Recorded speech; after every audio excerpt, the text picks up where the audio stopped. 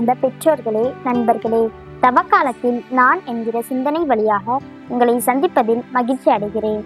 இன்று நான் உங்களோடு கீழ்ப்படிதல் என்ற தலைப்பில் என்னுடைய சிந்தனைகளை பகிர்ந்து கொள்ள விரும்புகிறேன்.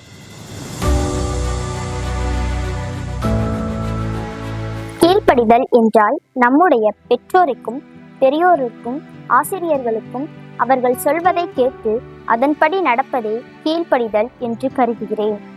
இதனை ஆங்கிலத்தில் ஒபீடியன்ஸ் என்று கூறுவர்.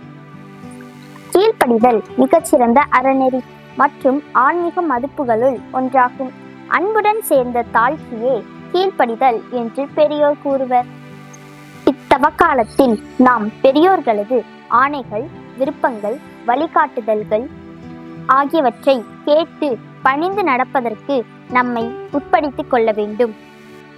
கிறிஸ்துவ நம்பிக்கையில் கடவுளின் சட்டத்திற்கு கீழ்ப்படிதல் எப்போதும் அவரது மக்களை அடையாளம் காணும் அடையாளமாக இருந்து வருகிறது. புதிய ஏற்பாட்டிலே அன்னை மரியாவும் இயேசுவும் கீழ்ப்படிதலுக்கு மிகச்சிறந்த முன்மாதிரி ஆவார்கள். அன்னை மரியாள், நான் ஆண்டவரின் அடிமை, உன் சொற்படியே எனக்கு நிகழட்டும் என்று கூறி கடவுளுக்கு கீழ்ப்படைந்தார். நம் மீட்பராகிய இயேசுவும், என் தந்தையே, முடிந்தால் இத்துன்ப கிண்ணம் என்னை விட்டு அகலட்டும், ஆனாலும் என் விருப்பப்படியே அல்ல, உன் விருப்பப்படியே ஆகட்டும் என்று கூறி தந்தையிடம் வேண்டினார். கீழ்ப்படிதலே அன்னை மரியாவுக்கும் இயேசுவுக்கும் உள்ளத்து வலிமையை வழங்கியது.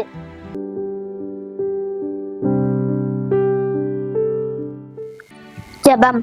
அன்பு இயேசுவே, இத்தவக்காலத்தில் நாங்களும் என்னுடைய நண்பர்களும் கீழ்ப்படிதல் என்னும் அறநெறியை வாழ்வில் கடைபிடிக்கவும் எங்கள் பெற்றோருக்கும் பெரியோருக்கும் கீழ்ப்படிதலுள்ள பிள்ளைகளாக வாழ வரம் தாரும்.